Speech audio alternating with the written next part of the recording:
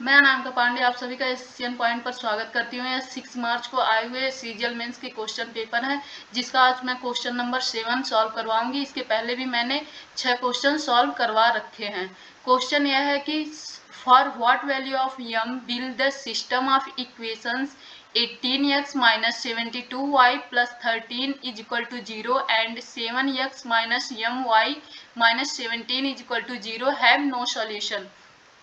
अगर कभी भी ये देखा जाता है कि दो इक्वेशन से बनने वाले सॉल्यूशन की बात कही जाए तो इसके 3 केस बनते हैं, और यह क्वेश्चन ऐसे ही आता है कि दो इक्वेशन रहते हैं और वहां पर हम लोग सॉल्यूशन को देखा जाता है कि इसके कितने सॉल्यूशन बनेंगे। तो इसका फर्स्ट केस जो बनता है वो नो सॉल्यूशन का बनता है, और जो दूसरा केस बनता है वह 1 सॉल्यूशन का बनता है, और जो तीसरा केस बनता है वो इनफाइनाइट सॉल्यूशन का बनता है। अब ये देखेंगे कि ये सॉल्यूशन बनते कैसे या इसे देखा कैसे जाता है। तो अगर हम इसे देखें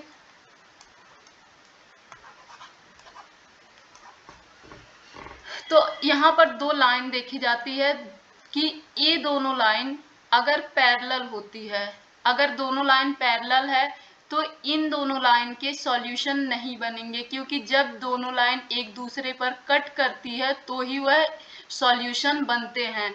तो जो हमारा एक केस बनता है कि यह दोनों लाइन अगर पैरेलल रही तो यहाँ पर सॉल्यूशन एक भी नहीं बनता है, और दूसरा केस देखा जाए तो यह दोनों लाइन अगर किसी एक पॉइंट पर कट करती हैं तो एक सॉल्यूशन बनता है, और तीसरा केस जब यह दोनों लाइन एक दूसरे पर ही लाई कर जाएं तो यहाँ पर इनफाइनाइट सॉल्यूशन बनता है। अब पता कैसे, इन दोनों इक्वेशन को देखकर पता कैसे चलता है कि यहाँ पर कितने सॉल्यूशन बने, या वो पैरेलल है नहीं पैरेलल है या कोइंसिडेंट है। तो हम इसके स्लोप को देखते हैं कि जो हमारा इक्वेशन है उसका स्लोप कैसा है।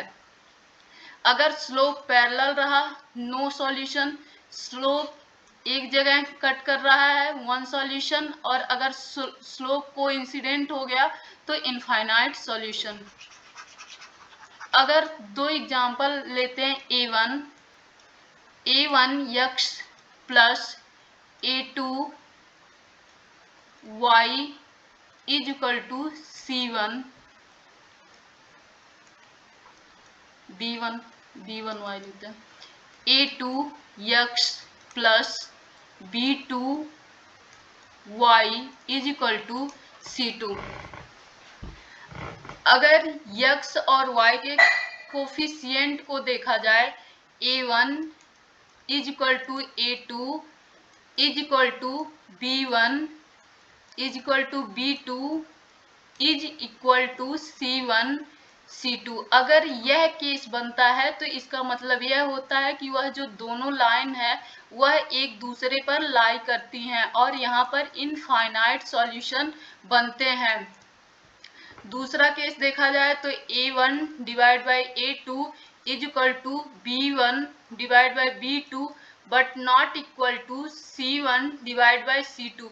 तो इस केस में वह दोनों लाइन एक दूसरे के पैरेलल हो जाते हैं और कोई भी सॉल्यूशन नहीं बनता। इसका जो तीसरा केस होगा वह हो जाएगा a1 divide by a2 not equal to b1 divide by b2। इसका मतलब यह है कि जो दोनों इक्वेशंस हमारे हैं इन दोनों इक्वेशन के स्लोप ही इक्वल नहीं है। जब स्लोप इक्वल नहीं रहता है तो यह कहीं ना कहीं किसी न किसी पॉइंट पर जाके इंटरसेक्ट करता है और यहाँ पर एक सॉल्यूशन मिलते हैं। अब इस क्वेश्चन को सॉल्व करते हैं। जो क्वेश्चन है हमारा 18x minus 72y plus 13 is equal to 0, 7x minus my minus 17 is equal to 0। जो हमारा हो जाएगा a1, यहाँ पर नो सॉल्यूशन है, नो सॉल्यूशन के कारण हो जाएगा a1 divide by a2 is equal to b1 divide by b2 is not equal to c1 divide by c2। देखा जाए तो ये 18 divide by 7 is equal to 72 divide by m। तो ये हो जाएगा 18 4 जा 72 and m is equal to हो जाएगा 28। यही हमारा आंसर हो जाएगा। इसके नीचे मैंने सॉल्यूशन भी दे रखा है, आप लोग इसे भी देख के अच्छे से समझ सकते हैं। अगर वीडियो पसंद आए तो लाइक शेयर और सब्सक्राइब जरूर करें।